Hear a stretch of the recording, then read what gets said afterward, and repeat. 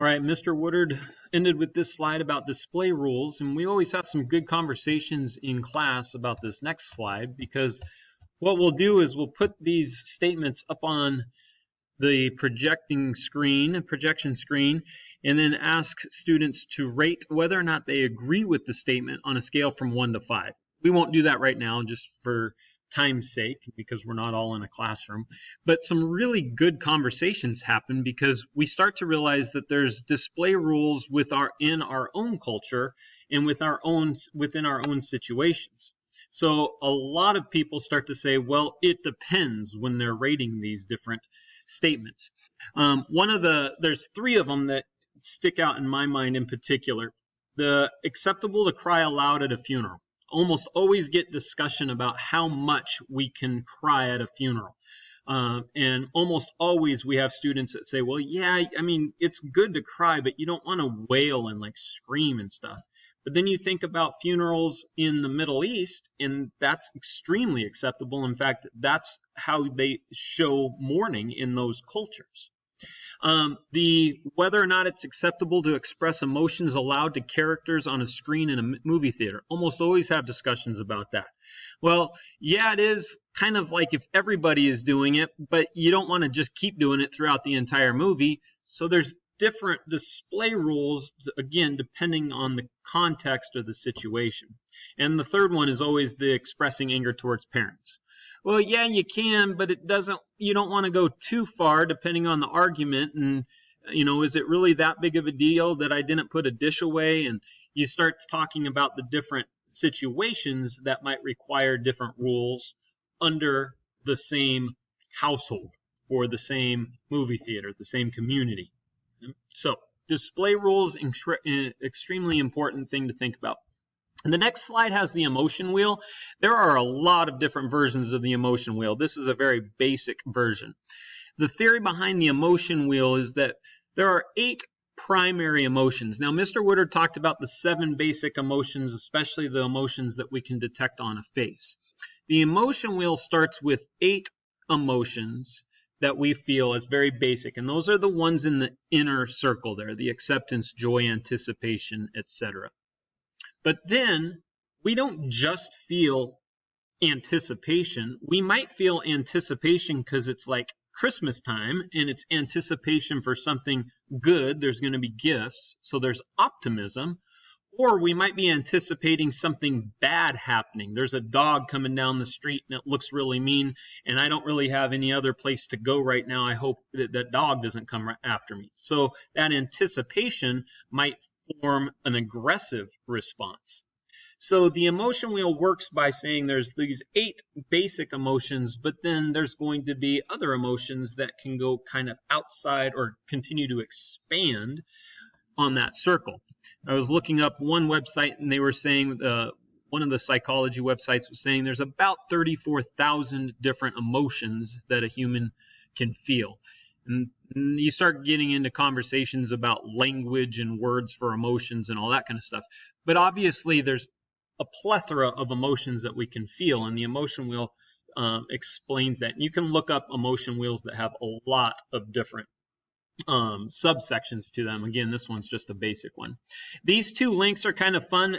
It was kind of going in and out for me as I was working on these 2 links earlier today, but the top one, this one here, you look at different tennis players and you judge by just looking at their face whether or not they won or lost a point. And this one is looking at eyes and seeing what emotion they're feeling just by their eyes. All right, we're not going to take 60 seconds to do this, but I'm going to just take 30 seconds. Look at that picture. I'll be quiet for 30 seconds. Come up with a story for that picture.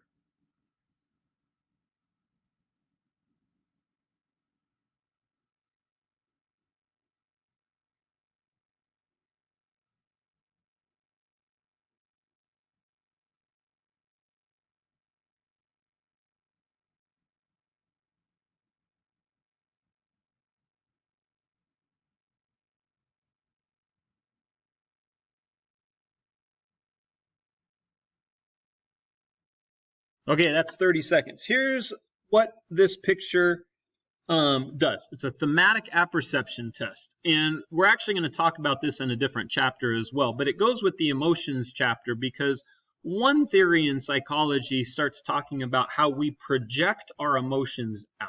That we might have an emotion kind of within us and we project that emotion out.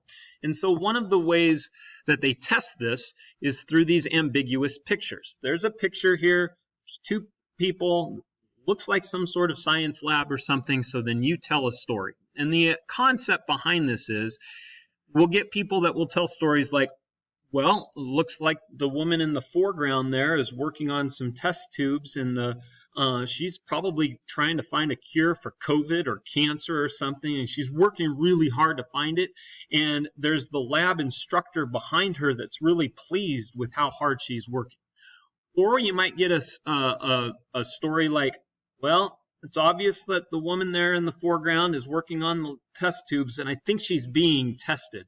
I think she's like in a college class, and the other woman is her professor, and she's really judging how difficult or how well that the student is performing in this task. And the idea behind this is how you describe the story, and don't diagnose yourself. It doesn't matter what kind of story you told. But the idea is, if I'm like in a bad mood, maybe I had a test 3 periods ago and I did really bad on it, and it's just been kind of lingering today. Well, I might tell a little bit more negative story when I see this picture without even thinking about the test. It's just that motion was kind of hanging around, lingering within me. So it comes out in the story I tell. Or let's say I did do something really good. It doesn't even have to be academic related. I ate a really good breakfast this morning. I'm in a really good mood, chatted with some friends. I'm just kind of happy. I see a picture like this, I might tell a happier story about it. Okay? That goes along with this idea of need for achievement as well. Some people might look at a picture like that and they'll really explain a story about her succeeding in finding a cure for some disease.